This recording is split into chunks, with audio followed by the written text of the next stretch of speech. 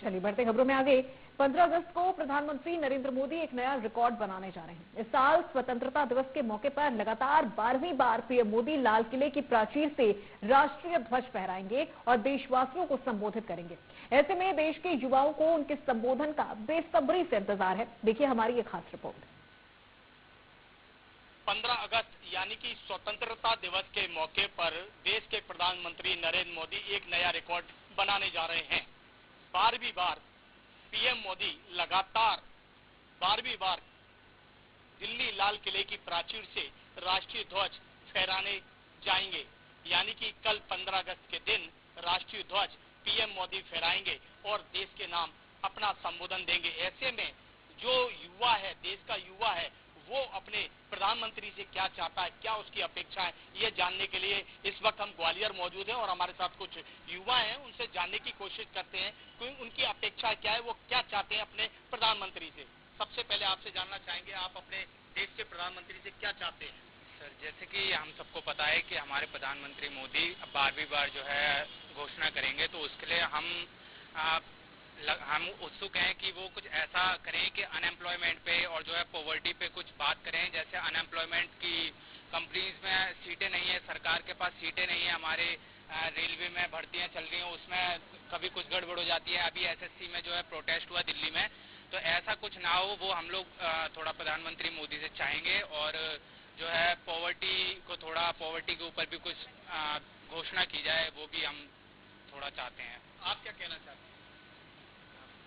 मैं क्या बताऊं जो हाँ बताइए क्या चाहते हैं आप? आपसे पूछेंगे, आप बताइए आप क्या चाहते हैं? जैसे कि भारत में स्वतंत्रता आई है, पर फ्रीडम के नाम पे इतनी फ्रीडम नहीं है। जैसे कि हम बोलते हैं कि लड़कियों को सब दिया जाता है, कराया जाता है, बट इतना कुछ होता नहीं है। वो सिर्फ बोलने के लिए फ्रीडम दे दी जाती है, बट आप बाहर जाओगे तो आपको समझ आएगा कि आप लड़की हो, आपको फ्रीडम नहीं है इतनी कि आप रात के बाहर घूम सको या कुछ कर सको। तो बस इतना ही है कि फ्रीडम सिर्फ बोलने के लिए नहीं चाहिए सही में फ्रीडम। हमारे साथ कुछ और युवा, उनसे भी जानने की कोशिश करेंगे वो क्या चाहते हैं। आपसे पूछूंगा कि कल देश के प्रधानमंत्री 12वीं बार लगातार राष्ट्रीय ध्वज किले की प्राचीर से फहराएंगे, संबोधन भी देंगे देश के नाम। क्या चाहते हैं आप, किस तरह का संबोधन होगा उनका? सर, जो देखने में भावुक लगता है, हमें हर साल लगता है, इस साल हम सोचेंगे हमें शायद थोड़ा और इम्प्रूवमेंट दिखेगा। जो हमारे प्रधानमंत्री जो मेहनत कर रहे हैं, हमारे लिए इतना कुछ कर रहे हैं, उनके साथ साथ हमें भी थोड़ा कुछ अच्छा देखने को मिलेगा। ये प्रोत्साहन है हमारा, उनके साथ रहेगा कि और अच्छा करें। कुछ और युवा हैं, उनसे भी जानने की कोशिश करते हैं। आप बताइए आप क्या चाहते हैं, किस तरह का संबोधन रहने वाला है पीएम मोदी का? बच्चों के लिए अच्छा भविष्य करे, तैयारी, कुछ अच्छी नौकरी लगाए, जगह वगैरह एससी में अभी तो नहीं आया। कुछ लोग और हैं, उनसे भी जानने की कोशिश करेंगे। आप क्या कहना चाहते हैं? चूंकि युवा हैं, अभी पढ़ाई कर रहे हैं, शिक्षा ले रहे हैं, लेकिन उनके मन में कई विचार हैं। हमारे साथ कुछ और युवा, उनसे जानने की कोशिश करेंगे। बेटा आप बताइए आप क्या कहना चाहेंगे? मैं यही कहना चाहूँगा, मतलब देश में जो प्रति व्यक्ति आय उसको जरूर बढ़ना चाहिए और उस पर काफ़ी ध्यान दिया जाना चाहिए।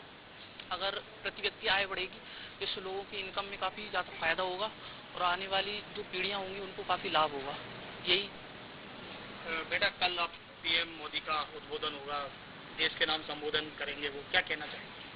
पहले तो यही है कि पीएम मोदी जो भी करते हैं वो अच्छा ही करते हैं, पर हमारी गवर्नमेंट में उन्हें ये ध्यान देना चाहिए कि हमारी गवर्नमेंट में भी कुछ ऐसे लोग हैं जो उनके किए गए कार्य को ठीक ढंग से नहीं करते हैं।